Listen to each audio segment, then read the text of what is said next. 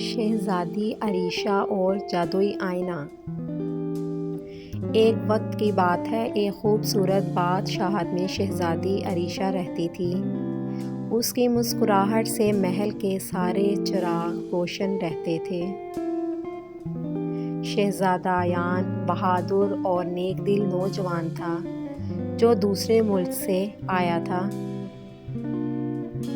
شہزادے ایان نے سنا تھا کہ شہزادی عریشہ کی سلطنت میں ایک جادوئی آئینہ ہے۔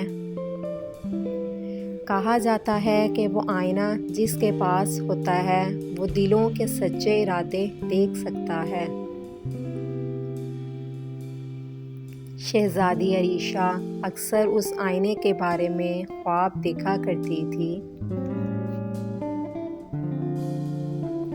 ایک رات محل کے اندر اچانک روشنی بجھ گئی۔ جب عریشہ نے آنکھ کھولی تو وہ ایک انجان جنگل میں تنہا کھڑی تھی۔ سامنے ایک جادوگرنی کھڑی تھی۔ اس کی آنکھوں میں سے لال شعلے نکل رہے تھے۔ جادوگرنی نے کہا، یہ آئینہ صرف بہادر لوگوں کو ملتا ہے۔ عریشہ نے ہمت کی اور دعا پڑھ کر آگے بڑھی۔ آسمان سے روشنی اتری اور زمین میں سے آئینہ نمودار ہو گیا۔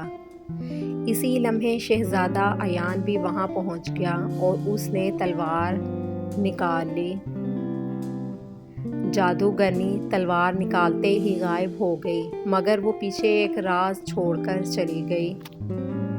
جب عریشہ نے آئینے میں خود کو دیکھا تو وہ خود کو نہیں بلکہ اپنی نیت کو دیکھ رہی تھی۔